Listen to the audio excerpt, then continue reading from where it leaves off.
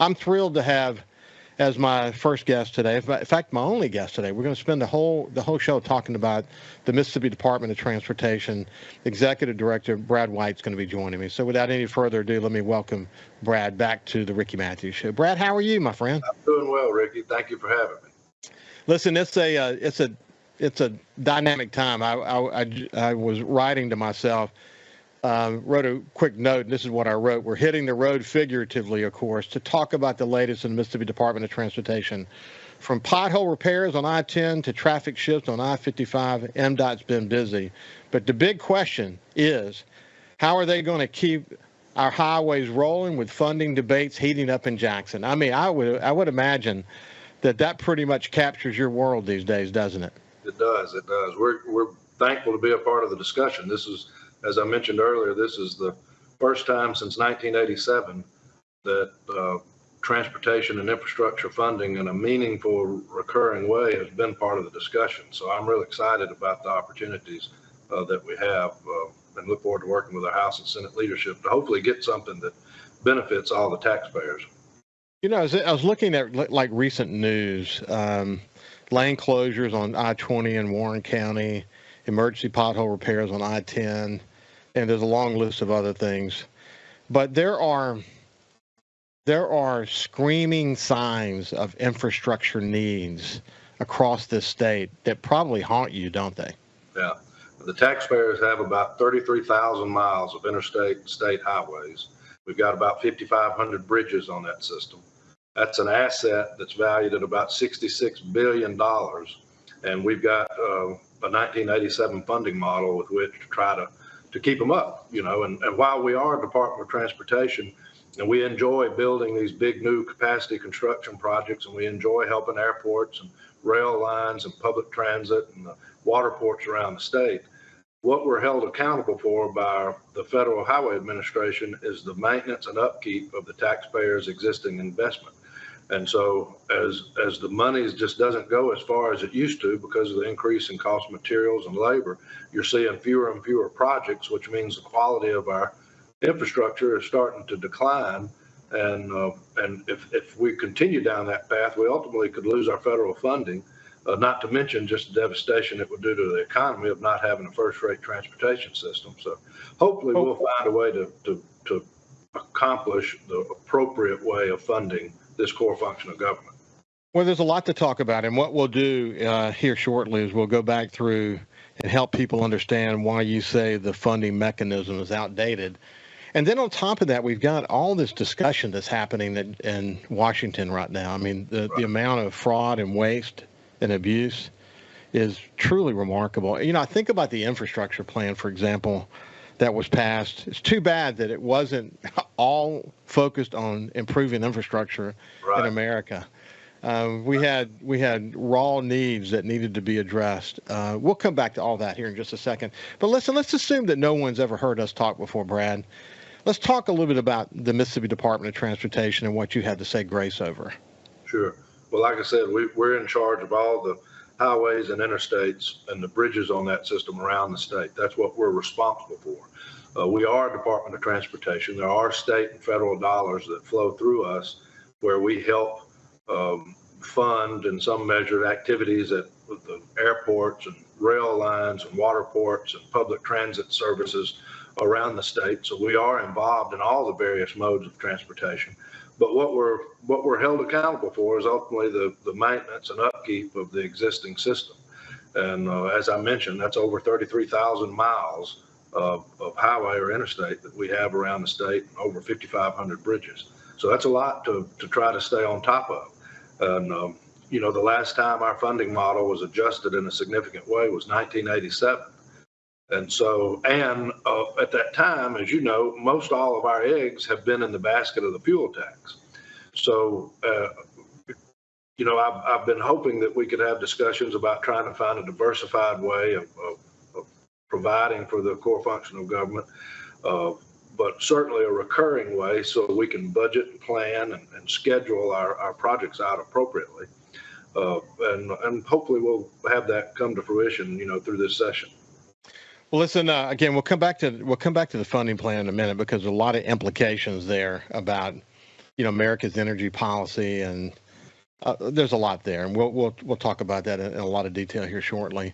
As it relates to your team, give us a sense of your team and how many employees there are, and the kind of investment that's required in equipment. I mean, this is a gigantic organization. Yeah, we've got about 2,660 employees statewide. They're obviously made up of our first responders, which are our people that are on the roadways, helping maintain the roads, that are fixing potholes, repairing guardrails. They're the ones when tornadoes or hurricanes or other bad weather, when all of us are trying to be safe in our home, they're out. They're making sure that the roadways stay open, cutting trees out of the roadway, opening up everything so the other first responders can get to the people that are in need. We're very proud of them. We have professionals from engineers to accountants to information technology professionals that help us keep everything moving, that does everything from overseeing the design of our work, the scheduling of our work, the maintenance of the funds, making sure that we're adhering to all the federal and state regulations and rules and laws with how our funding is kept and then spent. And then, just the information technology portion itself is huge, because we have to have our own platform that interfaces with the Federal Highway Administration and USDOT, because, a lot of people think that our federal funds and everything just comes here to a bank and that we have an account, and from that account is where we spend. But what we do is run a reimbursement program. So we have an account that we keep about 150 million in, and it's kind of like the water in a river. It's never the same money the day after as it was the day before. And we spend our state revenue, the fuel tax collected within the state, first. When Federal Highway sees that we're doing everything in accordance with their rules and regulations, they reimburse us with federal money. So it's a reimbursement program that we maintain. And it takes a lot of people to monitor that. When we come back on the other side and continue our conversation with the Executive Director of the Mississippi Department of Transportation, Brad White, we're going to drill down on the current funding mechanism and why this continues to be an important conversation. And I want to parallel that a bit with the ongoing discussions about America's energy policy and how that might either negatively or positively impact the approach that we're taking currently. We'll see you with more with Brad White after this break. We'll see you shortly. Welcome back to the Ricky Mathews Show from the Citizens Bank Studio. We're visiting with my friend Brad White, the Executive Director for the Mississippi Department of Transportation, and kind of giving you a pretty thorough update on this organization, its funding, why it's so critical to us, and the ongoing activities in the legislature around potential future funding mechanisms that are critical to all of us in this state. But before we're going to talk about funding here shortly, but before we do it, I love the view that you have behind you. For people who are watching on SuperTalk TV, Facebook, or YouTube, they can see that. What a great office you have, and I see that big rocking chair in the background. Is there a story behind that? That was a gift from Commissioner Andy Gibson with Agriculture and Commerce. After I first became director and came back to the Department of Transportation, he hosted a meeting with a lot of agricultural leaders that obviously infrastructure and having good roads and bridges is very important to them in order to get their crops and their goods in and out. We had a meeting at his office, and he had a rocking chair similar to that, and it was kind of in a corner, so they had me sit in it where I could see everybody, and we conducted the meeting, and I just made a comment about how comfortable the rocking chair was, and within a few days, he had one of his folks show up, and he had purchased me one and brought it to me, so I use it here in the office, and I enjoy it a lot. It's a nice place. What a thoughtful gift. Looks like it's padded as well. So, I like sitting in a rocking chair and just thinking, Yeah. It looks like it's in a great spot where you can really do some wonderful thinking looking out over the city of Jackson. So, listen, as we just said, the funding's the big elephant in the room with MDOT these days. I mean, you've been vocal about the need to move away from just having a fuel tax. And there's been a lot of discussion in the legislature. I would say that the discussions in the legislature are very positive as it relates to a recognition that we've got to begin to think about how to change that funding mechanism. So why don't we start with this? Talk about how it is now, how it is now, And I want to really drill down on that just a little bit, where some additional funds may be coming from, the role the federal government plays, et cetera. And then we'll shift gears and talk a little bit more about what some of the possibilities are. But let's talk more about how it works now. The bulk of our funding is federal and state fuel tax revenue that's assigned to us. The federal funds make up about 53% of our budget, more than half of what we have. Like I said, we have about a $1.5 billion budget. The bulk of it's fuel tax. We do get the first 80 million of lottery every year. We do get some taxes and fees from contractors, taxes and fees from electric and hybrid vehicle fees that are all relative to the fuel tax, very small, a few million here or so there. But the vast majority of our budget is all in the basket of fuel tax. And so, and that's not been adjusted since 1987. So what you've seen is the cost of doing business has continued to rise. I mean, asphalt has gone up probably 300-something% as it was 35 years ago or more. Vehicles get better gas mileage. There's a lot of components that have made the model we've had insufficient, not just in the amount that's being generated, but also the fact that it's all coming out of one spot. And so we've seen other states around us that have adjusted their fuel tax. We're the lowest in the country outside of Alaska. Other states have adjusted their fuel tax, but they've also done something else that I think is very important, and that is try to move away from having all dependency on fuel tax. They've tried to come up with a diversified manner in which to generate the money. And that is some of the proposals that we presented to the legislature in the last couple of sessions, is the idea that we can provide for this core function of government within the existing budget without having to raise taxes. If they gave us a portion of the use tax or a portion of gaming revenue or a portion of other streams that already exist that historically have been used for infrastructure purposes, if we could have a diversion of those funds on a recurring revenue, collectively we could make up that shortfall without having to raise taxes. Now, it would not raise taxes, but it wouldn't allow for a tax cut either, because you'd be using a lot of revenue within the budget. And what the legislative discussion now is reshaping our tax structure as a state, moving away from the income tax and moving to more of what I would call a consumer-based tax model. And they're the policymakers, and I certainly recognize that, want to work with them to do that. But I think that that's a step in the right direction, because just the bottom line is we've got the same amount of money going into the work we're doing. It's paying for less projects, and eventually that means the condition of our roadways are going to continue to deteriorate. So in some form or fashion, our policymakers know they've got to deal with this deal. They've got to figure out a way to provide for this core function of government. Well, it's been very interesting as we watch that debate in Mississippi around the income tax and how to best approach that. How to think about it. Of course, on the House side, it's very aggressive, and it's going to be a stone that kills a lot of birds, and so there's a lot to think about there.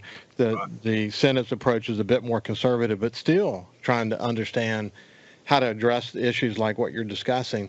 So what's interesting is a lot of discussion these days about moving more toward a use tax as opposed to an income tax, even on the national level. I mean, we're gonna see, I think, a terrific debate on the national level about the IRS and the role of the IRS and how income tax works in the nation, moving and a lot more discussions around moving towards some type of use tax. I think all these are important, but it seems to me one of the things you and I talked about before, thank goodness we're in a different place now with Donald Trump's election, but with these forced mandates around electric vehicles, if that had not changed, you were staring at a very significant problem going forward, weren't you?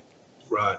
Yeah, a portion of the federal funds that were given to the Federal Highway Administration was to build out a electric and hybrid vehicle system where people that had those types of vehicles could have confidence that they could get from A to B, without running out of juice. Philosophically, I didn't really think that was the role of government, and I would have liked for that money to have been set aside to actually fix the roads and bridges that people were driving on, rather than propping up an industry, something that I personally thought the private sector should be doing. And that is one of the changes. Since the Trump administration has come in, they're moving away from that. And luckily, Mississippi, that's not going to impact us a lot because we were had so much ground to make up in that regard that we haven't gotten out of pocket the way some other states did that may now not get reimbursed with it. So I'll be anxious to see how that pans out. Well, it's going to be, I think one of the things, I've had entire shows about America's energy policy and how where we were under Biden, we weren't in a really good spot. I mean, the fact is we're a very oil-dependent nation. I don't think anybody pushes back on the reality that we're going to get more efficient in the way we make gasoline, and that's happening right now. A lot of innovation is being used. We're going to be more efficient in how we burn gasoline. We're going to see more and more discussions about electric vehicles, and frankly, electric vehicles are going to be part of our future. There's no question about it. There's big questions about whether it works in places, rural areas of Mississippi, for example. That's something that I think the natural flow of demand will ultimately kind of take care of. You'll have a lot of conversations and discussions, and I think success around hybrid vehicles. But America's energy policy is very oil dependent, as I said, and I think what we're going to see, instead of having less refineries, we may see 1 or 2 or 3 other oil refineries built in America, something we wouldn't even think about under the Biden administration. I think that's a much more realistic view of where we're headed. I just think that the approach that we're taking toward gasoline and oil and drill baby drill is exactly the way we need to look at it, because our economy is so dependent upon it. And that will at least settle things down a little bit, but it doesn't take away at all the reality that you have to have more and better funding efforts going forward. I mean, that's just the reality, isn't it? Right. And what we want to avoid is a situation we had a few years ago with our local bridges around the state on the local system. These were not MDOT bridges, but I was in Senator Cochran's office at the time serving as his chief of staff, and then Secretary of Transportation Elaine Chao came to see him and said, look, we just want to give you a heads up that we've sent federal auditors in, and they've looked at some of these local bridges, and the reports on them are not accurate. They're in much worse shape than what the reports would indicate. And so the state's fallen below their performance targets. And if the state doesn't come up with a plan to address this, the federal funds could be taken away, which would be disastrous here. And you will remember that's when Governor Bryant then, in response to that, called a special session, declared an emergency on the local systems. The legislature came in, created the lottery, created the Emergency Road and Bridge Relief Fund. And for the last several years, we've been investing funds into the counties and cities around the state to try to repair those bridges. And we've made a lot of progress with it. But hopefully what we'll see this time is come up with something where we're not having to be reactionary. We can be proactive and take care of this on the front end before the federal government has to step in and issue a bunch of threats to force us to do something that we should already be doing anyway. And these bridges exist in every little nook and cranny in this state. I'll give you a couple of quick examples in the areas where I hunt up in the Mississippi Delta. There's a lot of work to be done in this state. Well, when we come back, we'll continue our conversation with Brad White, the Executive Director for Mississippi Department of Transportation. We'll see you after this break. Welcome back to the Ricky Mathews Show from the Citizens Bank Studio. I hope you're having a great day as we're enjoying a conversation today with the Executive Director for the Mississippi Department of Transportation, one of the most important agencies in the state of Mississippi. They keep us safe in a lot of ways, in ways we don't even fully appreciate. But we've talked about funding and the legislature. We'll come back to the legislature in just a second, but I want to spend a few minutes just talking about the case for action. You mentioned Elaine Chao doing the audit. You already had mountains of paperwork to show you what the needs are in the state. And I mentioned, we think about, like the highways that we go down and we go across a bridge, and we may see some big, improvements in those bridges in the roads that are well traveled. But there's a lot of roads that are not well traveled, off the beaten path. I can think of a couple that it's on, in some cases, maybe even a dirt road. And but that dirt road takes you to some important farmers in the Mississippi Delta. And the bridge has been shown to not be up to standards, and in some cases they had to be closed. And you've had to go in and replace those and work to get them safe again. But there's a lot of off the beaten path work that you're doing that we don't see that adds up. It's a lot of money, isn't it, Brad? Yeah, and a lot of projects that we need to be doing that we're unable to do. I mean, every year the Federal Highway Administration brings a team in that joins with our team, and we go out and inspect every inch of the interstates around the state. That's done on an annual basis. And then every other year we do that to the rest of the highway system. And from that is where we get the list of priorities that where we need to attack it and where we need to rehabilitate lane miles all over the state in all 82 counties. So this isn't something that's just picked by the elected commission. This is a data-driven process that the data comes back and tells us here's where the needs are. And the problem is the money is running at about a $485 million shortfall to adequately address those needs in the way that we would ideally like to do on an annual basis. So that's what's brought the discussion about. But no, you're exactly right. I mean, there's needs in all 82 counties. And they're not just the rehabilitation of the existing system, but we need to also be acting proactively to try to build construction capacity projects that allow us to add efficiency to the state. The reason you look around areas on the Gulf Coast or in DeSoto County or the Jackson metropolitan area and you see all this traffic woes and stuff, it's because about 12 or 15 years ago, due to this funding issue, the Transportation Commission had to cancel that program that added lanes, turned a 2-lane into a 4-lane or built a bypass. They had to basically put a moratorium on those types of projects in order to divert all available funds to the maintenance of the system, because again, that's what we're graded on. That's what we're responsible for and accountable for. And so with that program being set on a shelf, our traffic continued to grow, and it grew past the effectiveness of the system. And so when we received a little more than $1 billion extra in the last reauthorization of federal highway, thanks primarily to Senator Wicker's leadership on that committee, we were able then to have about $200 million extra dollars a year that we were able to restart that capacity program.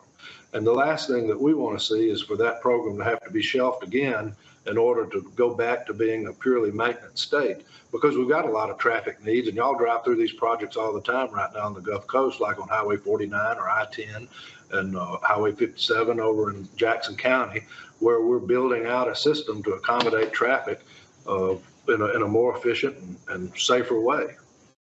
Yeah, I tell you, I am one of the many people who drive north on 49 a lot, headed up to my place in the Mississippi Delta. And man, I am so thankful to have that completed 49 project. Wow, what a difference it made. It's amazing how long it took to get it done. But you think about that $400 million shortfall every year and the cumulative effect of that. That's right. And then here's the other thing that occurs to me. You're sitting in your office, you're contemplating all these needs. You know you have a $400 million shortfall. You have whatever was left over from last year and whatever the year before. I mean, the accumulation of needs has to be very significant. Then you get a call from the governor who says, we've got a $10 billion economic development project that's going to require this. And that's not something you can sit on. You got to get on that immediately. Your life is constantly evolving and changing based on what the need is in this moment. And it's pretty dynamic, isn't it? It is. But like I said, we would like to be able to be a little more proactive than reactive. But yeah, I mean, what we do touches everybody. I've told everybody we can put all the money we want to into public education, and it's all going to be for nothing if the school buses can't get the kids to the schoolhouse because they can't cross bridges or stuff like that. And it doesn't matter how good our health insurance is if the ambulance gets stuck in traffic on the way to the hospital. I mean, this is, I can't say it enough, a core function of government on which everything else is determined. If a hurricane's coming to the Mississippi Gulf Coast, you've got to have a good system in which to evacuate and get people to safety, and then to get first responders in. And so this is something that I think is one of the few things that the taxpayers expect their government to give them from the money that they pay. Listen, you and I have spent a lot of time talking about your background You're uniquely positioned to understand the politics, the requirement to stay in the trenches and seek alignment and communicate constantly communicate. I think back, I've been doing this show for 5 years, and I think, you've been a consistent guest during those 5 years, and the message has been similar. But it's one that you just have to just keep hammering away at. And I think, the fact that we are now at a point where the legislature may have different takes on it, but the legislature is now thinking about this funding model in uniquely different ways. It does seem like that the leadership in both the Senate and the House now have really gotten the message, and they know that this is a burning platform that needs to be addressed. You're pretty confident about that, aren't you? You're not sure where all this is headed, but you're pretty confident that they get it. We've spent a lot of time trying to make sure that the members of the legislature and the governor and our congressional delegation could have confidence in the department. I mean, we needed to be transparent with everybody. We needed them to know that they could trust us with the resources they're going to give us to put it directly to projects. And that's why we've done things like all the commission meetings now are live streamed and recorded and archived on our website. Everybody in the state can watch how we conduct our business. We have over half a dozen annual financial audits that are conducted on us from the federal government to the state, so that they're watching how we spend the money, making sure that we're doing that right. We give reports to the legislature from our 3-year plan that shows every project. They can see exactly where we're going to put the money when they authorize us to expend it. And 97% of our $1.5 billion budget in some way is connected to a project, whether that's through aeronautics, rail, ports, public transit, or highways and bridges. 97% of our $1.5 billion budget is directly impacted in some way to a project. So we've worked really hard to try to build the credibility necessary for the legislature to take us serious and be comfortable giving us the money that we're asking for, because I don't think that that's always been the case. I don't think that the relationship between MDOT and the legislature has always been such that they were confident that we were doing what we needed to do with the money, and I think that's changed. Yeah, I can recall, and I won't go into great detail about it, but after Hurricane Katrina, we had our fair share of debates and challenges, wrote a bunch of editorials about the coast relationship with MDOT, and the leadership at times tended to be a bull in the china shop, and transparency wasn't the most important thing, and they wanted to be able to call the shots. And I think, and that was a long time ago. I know that slowly but surely things have changed. There's no doubt about that. And if I go back, if I were to think, besides the need that you have in Mississippi to keep us safe, it's not just about keeping us safe. It's about quality of life, and it's about economic development, all these things. It's all rolled up into that.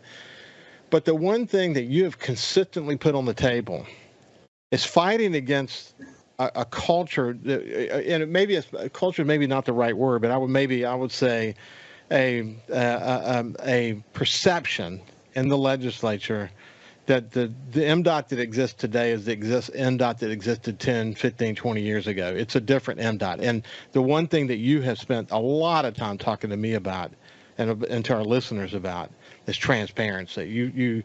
You went without even being cued on the topic.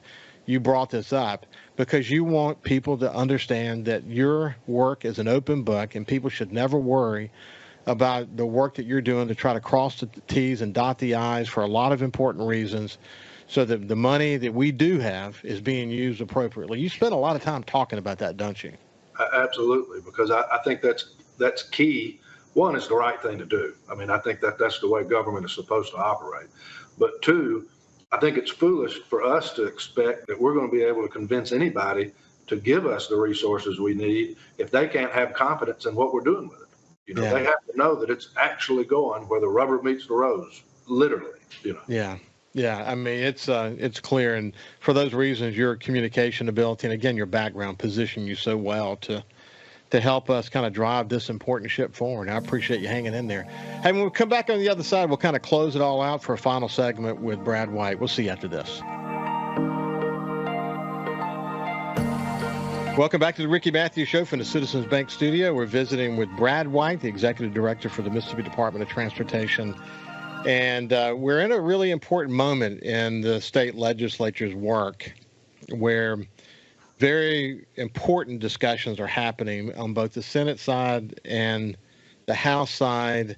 And there's going to be a lot of debate and discussion between those two chambers about where we end up as it relates to the state income tax, how we're going to fund things like MDOT. We've got the PERS program, and which is the state retirement program people are concerned about. And, what do we do? How do all these competing objectives, especially competing for funds, to get addressed? It's tough stuff. And the kind of work that you're doing, Brad, is really, really expensive. So you can get $100 million, and it's not going to necessarily go very far, is it? That's correct. I mean, on paving projects alone that we do, I mean, in just a few short miles, you can eat up $50 million on half a dozen projects. If you get into these big construction projects, you take the Highway 57 project over in Jackson County, that's a $212 million project. The Greenville bypass that we're building up in the Delta to help get the big 18-wheelers and stuff out of downtown, I mean, that was over a $250 million project. We awarded another one, a widening of Highway 15 in Tippah County, that was a $190-something million project. So the price tag to the work we do is sometimes it gives people unfamiliar with it a real sticker shock. They don't realize what it costs to do that. And the other thing is not just the amount of money, but how we get the money is important. We need it in a recurring fashion so we can budget and plan out years into the future. If you look into the private sector with our partners that help build these projects out, well, you're not going to get a construction company to go take out a loan on a $2 million crane if they can't see that we're going to be able to continue providing work for them to be able to pay that note over time. So in the past, they've been supplementing our budget with one-time funds, which is great, but it doesn't allow us to look into the future and to properly plan. So the exciting thing going on now is we're having a discussion about recurring revenue that is significant in the amount as well. And so we're finally kind of getting something that's the amount we need, and it's also the manner in which we need it. Listen, a quick side note, I've had a number of conversations with Mayor Fofo Gillich about Pops Ferry, soon to be connected to Highway 90. And someone asked me the other day, he has heard that once that connects, you have a Pops Ferry that would connect I-10 to Highway 90.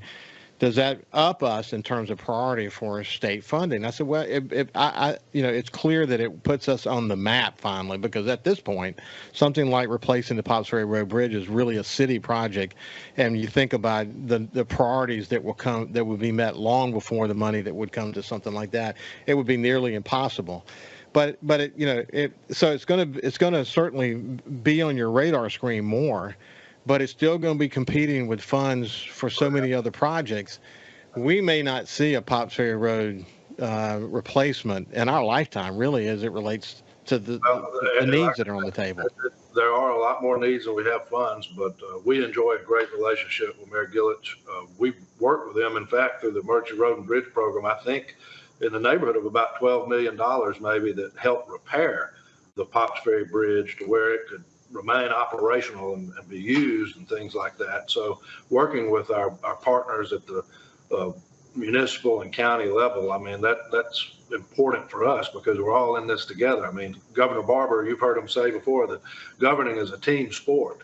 And so we work very hard to stay in touch with the county supervisors, the mayors, and aldermen and councilmen around the state to be sure that we're trying to all pull our wagons in the same direction, because they're all interconnected, whether it's state aid or county or city or us, So I can see that bridge out my back, from my back deck, and that work that has been done to make the drawbridge more reliable, and I'm sure will continue to be done, is really, really, really important. I mean, that.